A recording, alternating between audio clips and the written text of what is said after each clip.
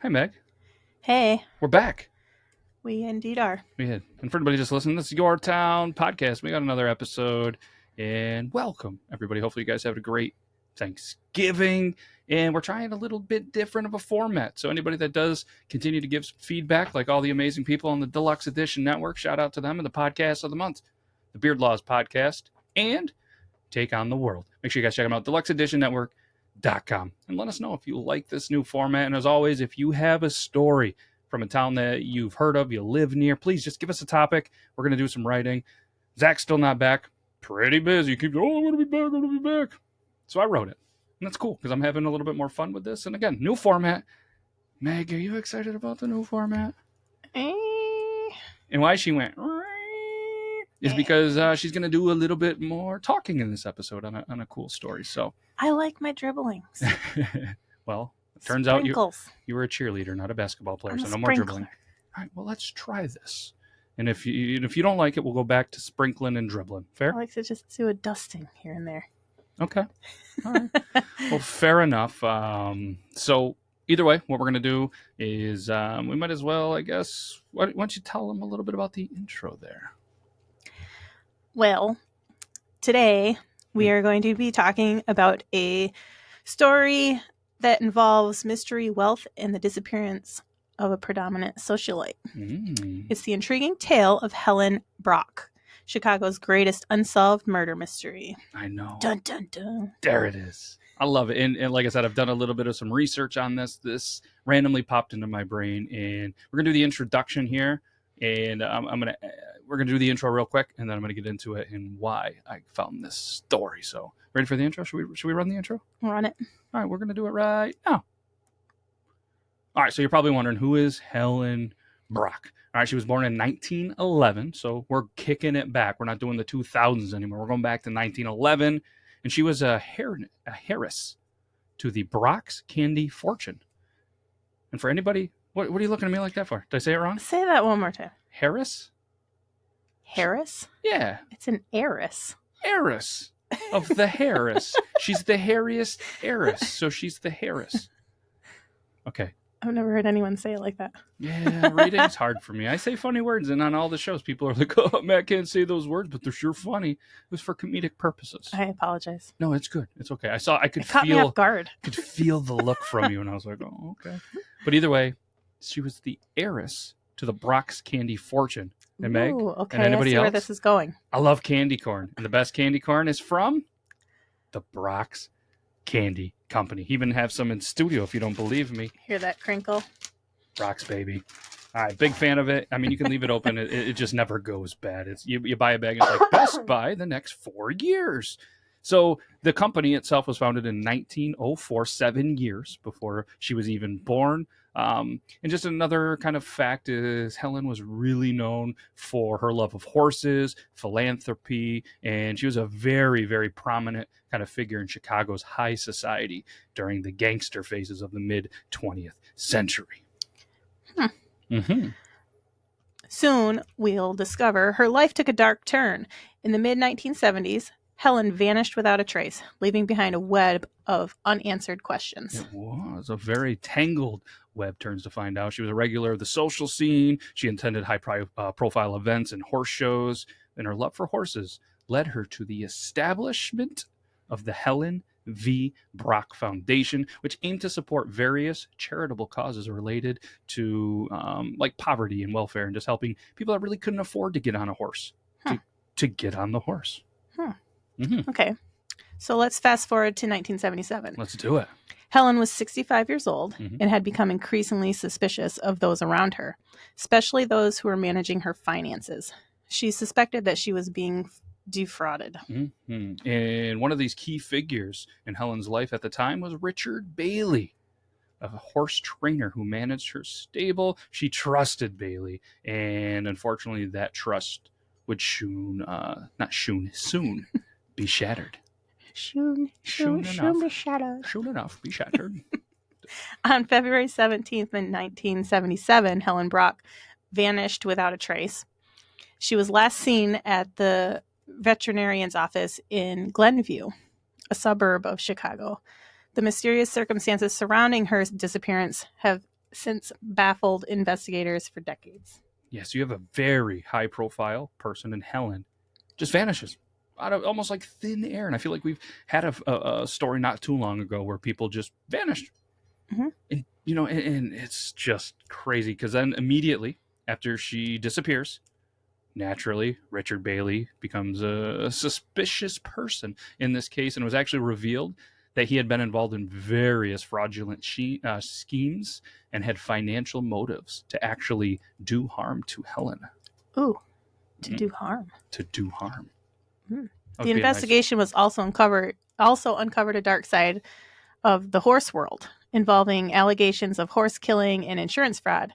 It seemed like a plot straight out of a crime novel. Yeah, they started uncovering, like I said, of all of the the horses in the stables, the horse racing, all of this stuff, and just how nasty it really was. Like I said, they were killing these horses. They were pretending to kill horses just to get insurance money. They were burning down stables and also to get some of the money. And like I said, this stuff could have been written in a book, and I'm pretty sure there's probably a bunch of books written of this certain situation. But what was crazy is kind of Bailey has always been the only suspect, and with all the suspicions, the lack of evidence, he was never charged in any connection with her disappearance.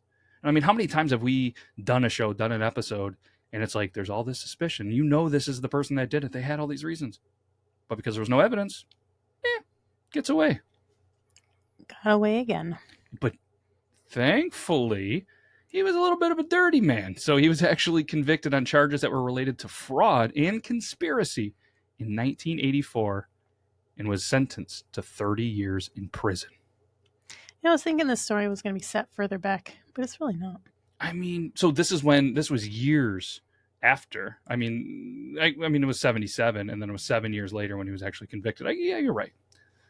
It was not too far back. 70s. There's a reason why I went with the 70s, because 70s were wild. They have been in a lot of stories. A lot of stories. So I actually, and I'll at the end of this, I'll explain how I got to there. But yeah.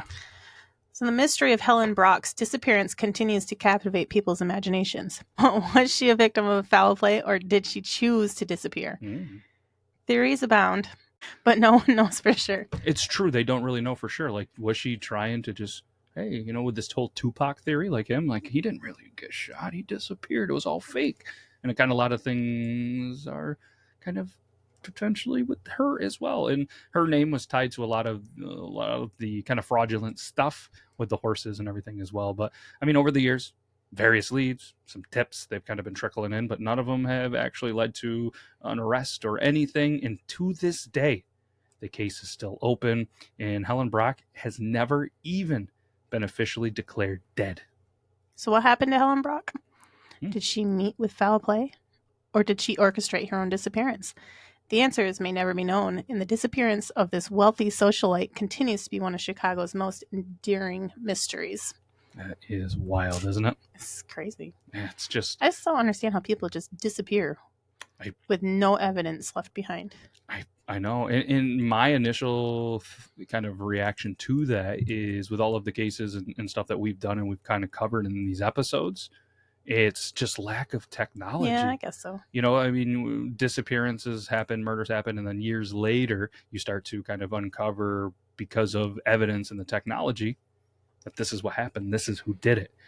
And this is just kind of another one of those cases where, hey, maybe things will trickle because it is an open case. But it's kind of weird to me that I from what I read, that she has never officially been declared dead because there hasn't been a body. There's just nothing. And it's somebody with so much money. You know what I mean? Multi-millionaire throughout, the 70s and at a time of things. But what was pretty cool is the Brach's Candy Company really got their popularity when they started doing stuff with Halloween, when Halloween started to get big late in the day. And I read a lot of stuff about Brach's Candy and the classic candy corn. But this is that's just an interesting episode, and obviously that's all for today's Yore Town Podcast. A little bit of a shorter one, but hopefully you enjoyed kind of diving into the mystery of Helen Brach and her disappearance with us, and a little bit of a new format. I personally enjoyed it. I don't. You don't enjoy the new format, or do you? No comment. Oh, no comment. I do have a question, though. Okay. Kind of irrelevant. Actually, it's pretty irrelevant. When you eat a piece of candy corn, do you think all three colors taste the same, or do they taste different to you? I don't know. I don't eat part of it, but I don't. You don't bite it apart? No. Oh. I just take it by the handful and just. I don't think. I think they're all the same. Why are they supposed to be different? I don't know. I personally think they have a different taste. I think the white part on the top of it is a different texture, different taste, different consistency than the rest of it. And I bite them apart color by color. Really? I do. But I feel like I can't be the only one that does this. Yeah. It just got me thinking. It doesn't have anything to do with the story, but... No, I mean, that's part of it. So I did a quick Google, and candy corn is made from the same ingredients throughout, so the three sections do taste the same, although there are many tests and different claims and everything otherwise. But apparently there is a diagram that says, what is the right way to eat candy corn? So the diagram is over here on this monitor, and you guys can't see it, but myself and Megh can. 42.7% start with the narrow white end. 46.8% of people eat the whole piece at once, and 10.6% start with the wider yellow end. I definitely usually just eat the top part. So you're part of the 42.7%. Except I usually just eat the white part and then don't eat the rest of it. You just throw them away? Sometimes. I don't usually eat a lot of candy corn, but I do think that the top part tastes different. I don't know. I'm texture based, I guess. Interesting. All right. Well, so you start eating the white part, be the 42.7%. I guess you're in a whole different part. You eat the white part and nothing else. That's probably. So then when I get the pumpkin ones, I don't know what to do with them. You just eat it whole. That's what I would do.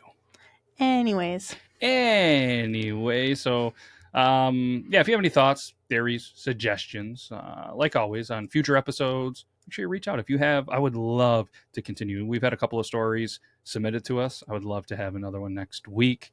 But I mean, I don't have anything else. What about you? Got nothing. Nothing? All right. Well, this was a good one, and I can't thank you enough, Megh, and everybody that's still listening for whatever reason. We greatly appreciate it, and look forward to coming back next week with another fun episode of the Yore Town Podcast. So hopefully, again, check out the Deluxe Edition Network and email us. Send them a message on Instagram, TikTok. The horse world is a weird place. And so are the 70s. Crazy place. It is. So, all right. That's all we got. Take care, everybody. That's all. You got anything else? Did you do the quote? Oh, I didn't do the quote. Didn't do the quote. We can't end this episode yet. I didn't do the sources. I didn't do the sources or the quote. All right, sources. I only pulled from Wikipedia. Sorry, I threw you off. No, that's good. Thank you. I only sourced from Wikipedia. There was a lot of information there, so make sure you guys check it out. Helen Brach on Wikipedia, and the quotes by John Lyons. And I thought this one was a little bit fitting. There are only two emotions that belong in the saddle. One is a sense of humor, and the other is patience. Good one, right? That's good. Pretty fitting. All right. So shout out John Lyons. Shout out Wikipedia. Shout out listeners. And more importantly, shout out to you, Megh. Shout out. All right, that's all I got. For real this time. You got anything else? I got nothing. All right. We'll see you guys next week. Okay, bye.